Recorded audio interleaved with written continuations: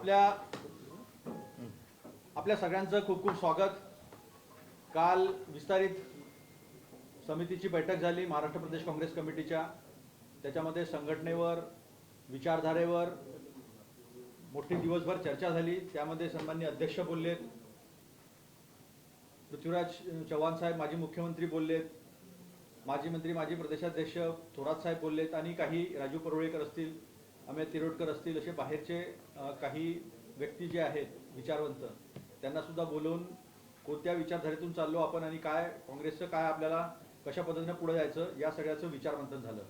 आज संपूर्ण ज्येष्ठ नेत्यांची पॉलिटिकल ॲडवायझर कमिटीची बैठक होती, जवळपास 4 तास चालली। त्या बैठकीमध्ये संपूर्ण संघटनेबद्दल, संघटन सृजनबद्दल आणि पुढच्या वाटचालीबद्दल मोठ्या प्रमाणावर वाटचाल झाली। जास्त वेळ न घेता सन्माननीय चन्नीथला साहेब आमचे प्रभारी यांना विनंती करतो की ते आपल्याला संबोधित करतील।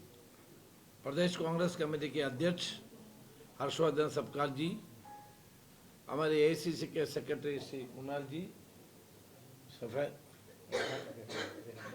रेहाना जी, शोभा जी और हमारे अतुल लोंडे जी। साथियों, आज पॉलिटिकल अफेयर्स कमेटी का मीटिंग विस्तार में महाराष्ट्र की राजनीतिक गतिविधियों के बारे में चर्चा की है। ये खुशी की बात है कि हर्षवर्धन सपकाल जी अध्यक्ष बनने के बाद आज 1 साल पूरा हुआ है। उनके नेतृत्व में असेंबली के चुनाव के बाद पार्टी को मजबूत करने के लिए बहुत सारे कार्यक्रम अपनाया है। इसके बारे में आज पॉलिटिकल अफेयर्स कमेटी पूरी तरह उनके ऊपर समर्थन व्यक्त किया है और 1 साल के कार्यकाल में उन्होंने जो पार्टी को, संगठन को जो मजबूत करने के लिए काम की, उसके ऊपर सारे लोग अप्रिशिएट किया है। पॉलिटिकल अफेयर्स कमेटी ने उसको प्रशंसा की है। अगले 1 साल हमारे संगठन को मजबूत करने के काम अपनाने के लिए आज डिसीजन लिया है। संगठन को मजबूत करना सबसे बड़ी महत्वपूर्ण कदम होगा। इसके लिए एक प्लान हमने बनाया है। हमारे हर्षवर्धन जी अध्यक्ष बनने के बाद ब्लॉक कांग्रेस कमेटी के गठन की है। जहां जहां जिला कांग्रेस कमेटी की खाली है उधर भी नियुक्ति हुई है और अभी नीचे लेवल पे ब्लॉक के नीचे जो वार्ड कमेटी का गठन करने के लिए तय की है और संगठन को हर हमारे महिला कांग्रेस, यूथ कांग्रेस, एनएसयूआई, सेवा दल, इन्हीं संगठनों को मजबूत करने के लिए उनके लिए अलग कार्यक्रम बनाने के लिए भी आज डिसाइड की है। और महाराष्ट्र में कांग्रेस के कार्यकर्ताओं ने जो लोग इस पंचायत की चुनाव में जो काम किए हैं, उनको जो विजयी हुआ है, जो हम ठीक तरीके से लड़े हैं, सबको आज की कमेटी प्रशंसा की है। इस सरकार के द्वारा डेमोक्रेसी को खत्म करने के लिए कोशिश होते जा रहे हैं। इस चुनाव में कितना पैसा की खर्चा की है, ये पैसा कहां से आ रहे हैं? सरकार के सरकार से बैठे हुए मंत्री और बाकी लोग करोड़ों की रुपया खर्चा कर रहे हैं। ये पैसा कहां से आ रहे हैं? ये घोटाले की सरकार है। सरकार के द्वारा वोटरों को खरीदने का काम इस पंचायत के चुनाव में हमको देखने का अवसर मिला है। प्रजातंत्र को खत्म करने की कोशिश भारतवर्ष में हर स्टेट में हो रहे हैं। महाराष्ट्र इसका सबसे बड़ी सबूत है। फिर भी हमारे निष्ठावान कार्यकर्ता जोर से इसको मुकाबला की है। हमारे कार्यकर्ताओं की मेहनत की वजह से हमको बहुत सारे उपलब्धि प्राप्त करने के मौका मिला है और आने वाले दिनों में भी हम अपने कांग्रेस पार्टी के हर कार्यकर्ताओं को लेकर के आगे चलेंगे। इस सरकार के खिलाफ हम आंदोलन शुरू करने के लिए भी तय किए हैं।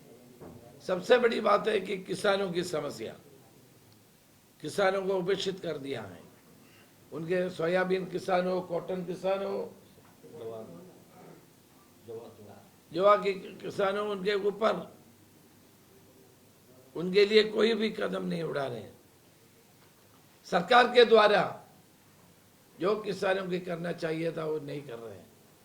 सो प्रदेश कांग्रेस कमेटी ने ये डिसाइड किया है कि किसानों के मामलों को लेकर के आंदोलन करेगा और हमारे प्रदेश कांग्रेस कमेटी के डेलीगेशन इन किसानों को जहां उनको समस्या है उधर डेलीगेशन भेजने के लिए भी हमने तय की है।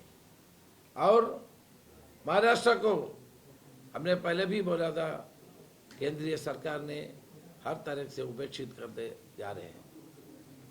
इस सरकार आने के केंद्र सरकार आने के बाद महाराष्ट्र में कोई पूंजी निवेश नहीं हो रहे, एफडीआई नहीं हो रहे, कोई बड़े बड़े कारखाने नहीं आ रहे, सब गुजरात की ओर चले जा रहे हैं। आज भी वही अवस्था है, वो भी जारी है। मुख्यमंत्री को प्रधानमंत्री से बात करके महाराष्ट्र के इन समस्याओं को हल करने के लिए समय नहीं है। वो केवल राजनीति कर रहे हैं। प्रदेश की जनता के बारे में सरकार और मुख्यमंत्री कभी नहीं सोचते। इसलिए कांग्रेस पार्टी ने किसानों की समस्या, नौजवानों की समस्या, छात्रों की समस्या, समाज के अन्य वर्गों की समस्याओं को लेकर के सरकार के खिलाफ आंदोलन छेड़ने का भी आज डिसाइड की है। आने वाले एक साल हम पूरी तरह से संगठन को मजबूत करने के लिए और हमारे सेल्स को भी मजबूत करने के लिए भी हमने एक कार्यक्रम अपनाया है। और पॉलिटिकल अफेयर्स कमेटी इसके बाद महाराष्ट्र के प्रमुख जिले में, अलग अलग जिले में भी बुलाने का भी आज निर्णय लिए है। आज हमारे मुख्यमंत्री, माजी मुख्यमंत्री Prithviraj Chavan, CLP leader Vadettiwar, former CWC member Balasaheb Thorat और एक्स प्रेसिडेंट श्री नाना पटोले जी और सीडब्ल्यूसी मेंबर नसीम खान और हमारे राज्यसभा मेंबर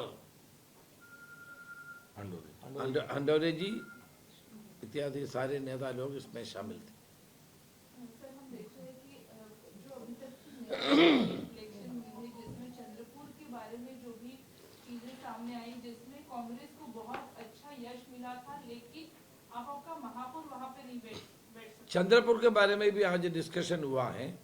चंद्रपुर में हमारे, आप जानते हैं, हमारे पास 27 मेंबर था, हमारे पूरा बहुमत नहीं था, हमारे परफॉर्मेंस बहुत बढ़िया था, हमारे सेक्रेटरी श्री कुणाल जी पूरे उधर ही रहते थे। लेकिन उस पर क्या हुआ था, यूबीटी के जो मेंबर्स हैं, 8 लोग हैं, वो बीजेपी को सपोर्ट किया, वो दुर्भाग्य की बात है। लेकिन परभनी में हम बीजेपी को हराने के लिए यूबीटी को सपोर्ट किए, इसके वजह से हमको हार स्वीकार करना पड़ा।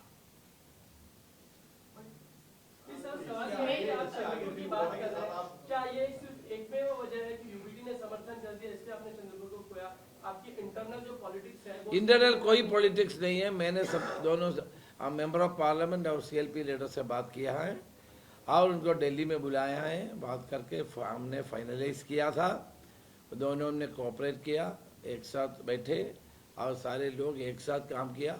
लेकिन यूबीटी, हम सोचा था कि हमको सपोर्ट करेगा, बीजेपी के खिलाफ चुनाव लड़े थे उन्होंने भी, तो यूबीटी का सपोर्ट होता तो हम भारी बहुमत से उधर जीत जाते थे कभी हम। लेकिन परभनी में हमने उसका बदला नहीं लिया, क्योंकि हम बीजेपी को वोट नहीं दे सकते हैं, हमने यूबीटी को वोट दिया। But UBT is blaming the Congress for its internal division. ना उनका वो 8 वोट कहाँ गया? यूबीटी का 8 वोट बीजेपी को गया।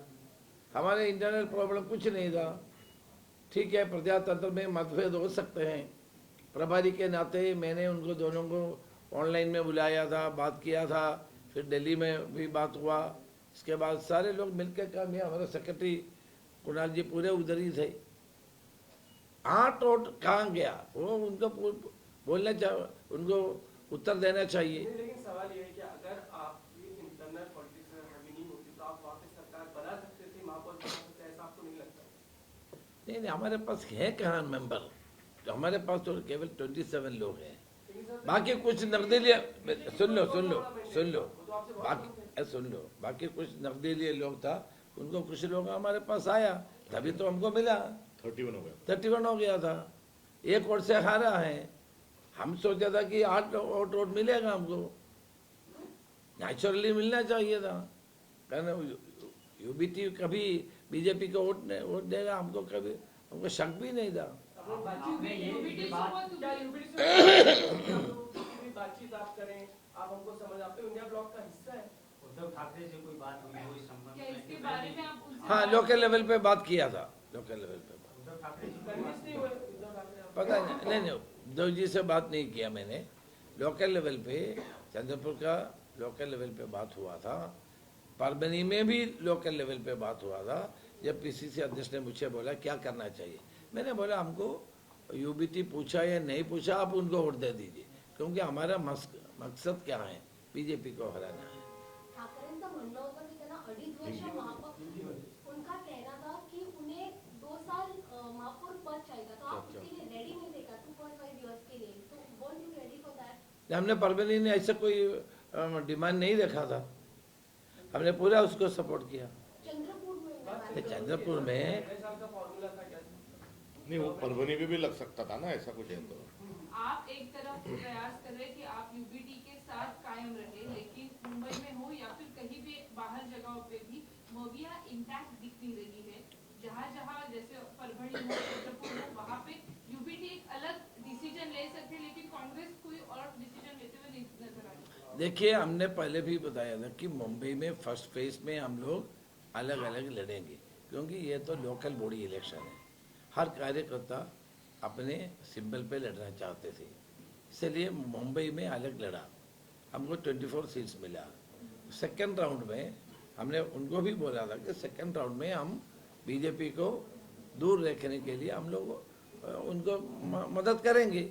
वो मैंने खुद संजय राउत से बोला, बात किया था, लेकिन इधर हमको मेजोरिटी नहीं मिला है।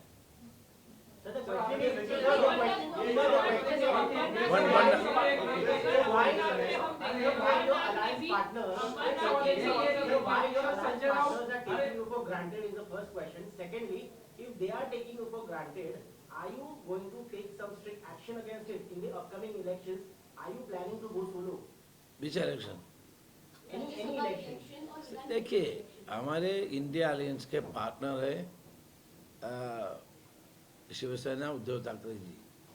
हम उनके साथ अच्छा रिलेशन है, रिलेशन में कोई खराबी नहीं है, लेकिन यदि लोकल बॉडी इलेक्शन है, लोकल बॉडी इलेक्शन में हर पार्टी चाहते हैं, हर पार्टी के कार्यकर्ता चाहते हैं कि अपने सिंबल पे लड़े, अपने लेवल पे वो लड़ा है। लेकिन जब बीजेपी को हराने की बात आएगा, हमने पहले से भी बोला था कि हम आपको मदद करेगा, आप हमको मदद करना है। इसलिए हमने परभनी में कोई बात ही नहीं किया। हमसे पूछा, मैंने बोला यूबीटी का पूरा समर्थन दे दो, हमको दो साल नहीं चाहिए, 1 साल नहीं, कुछ नहीं। हमने बोला उसको पूरा सपोर्ट समर्थन। ये तो हमारे लक्ष्य क्या है, आज लक्ष्य के अनुसार हमने डिसीजन लिया था। सर, इंडिया अलायंस की बात करी आपने, सर इंडिया अलायंस की एक सवाल, अरे यार, ये एक सवाल। इसके बाद सर, है। इंडिया अलायंस की बात करी आपने, कहा कि हमारे अच्छे संबंध हैं शिवसेना यूबीटी के साथ। आज संजय राउत का बयान आया कि सिर्फ पार्लियामेंट में बात करने से बात नहीं होती है, जो इंडिया अलायंस के दूसरे घटक हैं उनसे बात की जाए, और जिस तरह से एग्रीमेंट हुआ, देश को बेचा गया, ये बातें कही। और सोनिया और ममता बनर्जी की बात कही कि ममता बनर्जी भी अच्छी सीनियर लीडर है, उनके बारे में। ममता बनर्जी को नेतृत्व करना चाहिए। आप ऐसे सारे लोग बोलते हैं तो मुझे पता ही नहीं। सामना में जो है आज जवाब दिया है, जो लिख रहे हैं संजय राउत, वो ये कह रहे हैं कि इंडिया ब्लॉक को इंटैक्ट रहने की जरूरत है।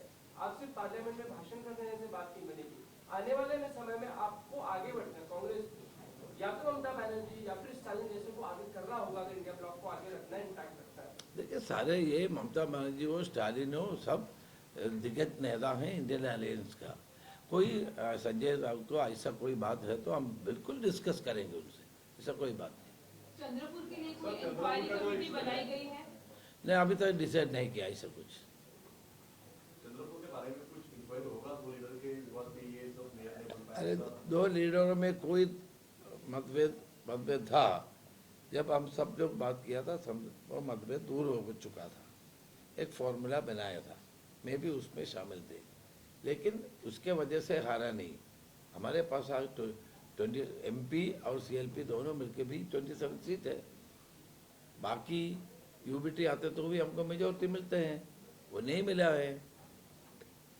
राज्यसभा के 7 सीटों पर अभी चुनाव डिक्लेयर हुआ है, आप कैंडिडेट खड़ा करेंगे या शरद पवार जी को सपोर्ट करेंगे? हमारे पास इसके कोई इन्फॉर्मेशन नहीं है कौन कैंडिडेट होगा, कौन कैंडिडेट नहीं होगा। हमारे नीति हमारे कांग्रेस हाईकमान से बात करके हम तय करेंगे हमारे कैंडिडेट कंटेस्ट करना है नहीं करना है, क्या सपोर्ट करना है नहीं सपोर्ट करना है, या पार्टी हाईकमान से डिस्कस करके करेंगे। अभी हमारे पास किसी ने भी अप्रोच नहीं किया है क्या करना है, कोई हमको इन्फॉर्मेशन नहीं है। इससे पहले अगर हम देखें तो शरद पवार जी ने रिटायरमेंट डिक्लेयर की थी, या फिर उनके स्वास्थ्य के कारण कोई और चेहरा एनसीपी से अगर सामने आया तो क्या आप उसको समर्थन देंगे? क्योंकि ये भी एक चर्चाएं हो रही कि अजित पवार गठ और एनसीपी जो शरद पवार जी के वो एक साथ आने की भी संभावना है, वैसी चर्चाएं अभी चल रही है। तो फिर भी आप राज्यसभा में एनसीपी को सपोर्ट करेंगे क्या? व्यक्तिगत रूप में मैं एक बात बताना चाहता हूँ, पॉलिटिक्स में कोई रिटायरमेंट नहीं होता है। हर नेता जनता के बीच में काम करता है, इसलिए रिटायरमेंट के बाद मैं नहीं बोलना चाहता हूँ। हम अभी आज ही डिक्लेयर हुआ ना राज्यसभा, हमारे पास किसी ने अप्रोच नहीं किया है, किसी ने बात ही नहीं किया कौन कैंडिडेट है, कोई नहीं बोला है। हम जो क्या करना है तो कांग्रेस पार्टी का हाईकमांड होता है, कांग्रेस प्रेसिडेंट और कांग्रेस हाईकमांड राहुल गांधी जी सारे हमारे नेता लोगों से बात करके हम अपना नीति तय करेंगे। अमरनाथ में जिस तरीके से कांग्रेस के लोगों ने बीजेपी का समर्थन किया, कहा अमरनाथ जो में 12 जिस लोग तरीके वो से सस्पेंड किया है उनको। क्या कार्रवाई आगे इस तरीके के जो पैटर्न है वो बार बार अगर दिखाई देंगे तो कैसे करेंगे? क्योंकि बीजेपी आपके लोगों के साथ ही अपना सरकार बनाने में कामयाब हुई है। नहीं, हमने जो लोग ऐसा किया है उसको पार्टी से सस्पेंड किया हम लोग। और वहाँ बीजेपी का नहीं बना। जो लोग जीत कर आते हैं, आपके चुनने पे जीत के आते हैं, आपको एक लोकल लेवल पे पॉलिटिक्स करनी होती है, वहाँ पे जाके कांग्रेस कमजोर पड़ जाती है। नहीं उसके ऊपर देखिए ऐसा कोई करता है, नहीं सुनो, ऐसा कोई करता है एंटी डिफेक्शन लॉ इनके ऊपर का लागू हो जाएगा। और अपने सर हाँ। 1006 जीत के आए, उसमें से ऐसा बहुत कम जगह हुआ। ये यहाँ तक ठीक है, आप एंटी डिफेक्शन एग्जाम को निकाल दिया। देखिए हमारे इस गवर्नमेंट बनाने में आप विफल रहते हैं, आप क्यों नहीं स्वीकार करते? गवर्नमेंट जब बनाता तो कोई नहीं जाता है। सर आपकी सरकार की उस वक्त रिजर्वेशन की बात हुई थी, इसके आगे रिजर्वेशन अकेली तैयारी करेगी या महाविकास आघाड़ी को लेकर जाएगी? नहीं देखिए, सुनने में आया था कि कांग्रेस अकेली करने के लिए तैयार है। महा विकास आघाड़ी के रूप में रहेगा, लेकिन अभी हमारा काम अभी कोई चुनाव नहीं है। अभी हमारा काम तो कांग्रेस पार्टी को मजबूत करना है। अब कांग्रेस पार्टी को हर जगह पे देखिए, इस चुनाव में हम अकेले लड़े हर जगह पे, कुछ जगहों पे एडजस्टमेंट था, हजारों से ज्यादा 1006 लोग हमारे जीत के आया। इसके माने क्या है? कांग्रेस मजबूत है, सरकार है, पैसा है, कोड़ा है, गाड़ी है, हमारे पास कुछ नहीं था फिर भी हम लोग जीत के आए। सो लोग हमारे साथ है। सो हमारे प्राथमिकता संगठन को मजबूत करने के तो लिए। मुस्लिम रिजर्वेशन को लेके जो सरकार ने कैंसिल किया, आपकी सरकार थी जब आप रिजर्वेशन लाए थे, क्या कहें? तो आज देखिए, समाज में घृणा पैदा करने के लिए बीजेपी बहुत कुछ कर रहे हैं, समाज को डिवाइड करने के लिए कोशिश कर रहे हैं। हर सरकार, ये लोग बेंगलुरु में, कर्नाटका में भी किया था, कर्नाटका में भी ये किया था। तो ऐसे करके लोगों को बांटने का काम बीजेपी कर रहे हैं, हम जोड़ने का काम कर रहे हैं। हम बांटने का काम में विश्वास नहीं करते। सर आप बांटने की बात कर रहे हैं, यहाँ महाराष्ट्र में जिस तरह की राजनीति हो रही है, कभी औरंगजेब का नाम आता है, कभी अफजल खान का आता है, कभी टीपू सुल्तान का नाम चल रहा है, छत्रपति शिवाजी महाराज की बात आती है, क्या कहेंगे? देखिए, हर महापुरुषों को अपना अपना इतिहास है। अब वो कांग्रेस पार्टी इन महान नेताओं को बहुत आदर करते हैं। एक आदमी, एक नेता से दूसरा नेता को हम कभी तुलना नहीं करते हैं। हम हर तरह से उनको मानते हैं। उनका उपलब्धियों के बारे में हमको आदर है। आदर हरदम हम प्रकट करते रहते हैं। सर, अजीत पवार के प्लेन क्रैश को लेके रोहित पवार सवाल उठा रहे हैं। ब्लैक बॉक्स के बारे में बात हो रही है। जो ओनर थे, जो कंपनी है फ्लाइट, उसके ओनर इंडिया के बाहर चले गए हैं। क्या किस तरह से देखिए, उनके फैमिली की मैटर है। उनको फैमिली से जो बोलेगा वो, लेकिन अभी तक उप प्रधानमंत्री कुछ, उप मुख्यमंत्री कुछ नहीं बोला है। शरद पवार जी बोला ये एक्सीडेंट है, हम क्या बोले फिर? सीबीआई इंक्वायरी की बात कर रही है। नहीं, देखिए, मैं आप सुन लीजिए। उनके परिवार से पहले शरद पवार जी ने बोला ये एक्सीडेंट है, और अभी रोहित पवार ने सीबीआई इंक्वायरी डिमांड की है। उप मुख्यमंत्री अजित पवार जी की पत्नी कुछ नहीं बोला है, फिर हम क्यों बोले unnecessary? They have also demanded for the resignation of Ram Mohan Naidu. They have also demanded for the resignation of the aviation minister Ram Mohan Naidu. कौन बोला? Rohit Pawar, and yesterday Sumitra Pawar also submitted a letter requesting for पहले deputy CM अपना रवैया व्यक्त कर दी, तभी तो हम बोले। उन्होंने कहा सीबीआई इंक्वायरी के लिए सीएम को लेटर लिखा है। कौन लिखा है? लिखा है, अच्छा है, करना चाहिए। लेट जिट्टी उनका आ गया तो करना चाहिए, है? हाँ, सुप्रीम कोर्ट मॉनिटर्ड इंक्वायरी होना चाहिए। If she writes a letter, it's a very serious matter. That means she is feeling that there is some mischief is there. If the wife is writing a letter, it's a serious issue. Let the government take immediate action on that. If she writes, Mr. Amit Shah should immediately hand over this matter to CBI. Does the Congress party also? It's not a party issue. Ajit Pawar was a very close friend of mine. We have a long association when he was in Congress also. सच्चे एक दुर्घटना हुआ है, उसमें हम लोग politics नहीं जोड़ना चाहते। ऐसे वो उप प्रधानमंत्री मुख्यमंत्री था, स्टेट्समैन था, हमारा अच्छा दोस्त था, व्यक्तिगत रूप में मेरा अच्छा दोस्त था। उसका एक दुर्घटना हुआ, हम उसमें पॉलिटिक्स नहीं डाले, इसलिए अभी तक हम लोग कुछ नहीं बोला। ये महाराष्ट्र के लिए नष्ट है, जनता के लिए नष्ट है, इसलिए हम उसमें पॉलिटिक्स नहीं डालना चाहते हैं। लेकिन उनका wife is asking for CBI inquiry, then immediately the central government has to give an order for a CBI inquiry. Sir, बात करते हैं संजय राउत। आपके आने वाले समय 5 राज्यों के चुनाव हैं, केरल के चुनाव हैं, पश्चिम बंगाल के चुनाव हैं। ऐसे में इंडिया ब्लॉक का क्या होगा? इंडिया ब्लॉक कहाँ पे? कांग्रेस में इसको लेके कोई चर्चा चल रही है? क्या अंतर्मुख में कांग्रेस सोच रही है? देखिए, सवाल आपके अलायंस पार्टनर उठा रहे हैं इंडिया ब्लॉक। देखिए, इंडिया अलायंस में सीपीएम भी है, हम भी हैं। सीपीएम और हम दोनों फाइट कर रहे हैं केरला में, not from today, from long back. बहुत दिनों से, बहुत सालों से हम लोग फाइट कर रहे हैं। बंगाल में हमारे लास्ट टाइम अलायंस था, इस बार हम अकेले लड़ रहे हैं। ये तो है, सब जानते हैं ना, आपस में हम लोग मतभेद होते हैं, लेकिन नेशनल लेवल पे डेमोक्रेसी को सेव करने के लिए बीजेपी के जो सरकार का जन विरुद्ध नीतियों के खिलाफ लड़ने के लिए हमने इंडिया अलायंस बनाया था। इसके माने था हर पार्टी अपना अपना रवैया होता है ना हर पार्टी का, इसलिए तो लड़ना पड़ेगा आपस में। यदि हम लोग केरला में सीपीएम और कांग्रेस नहीं लड़ते तो उसका फायदा बीजेपी को होता है।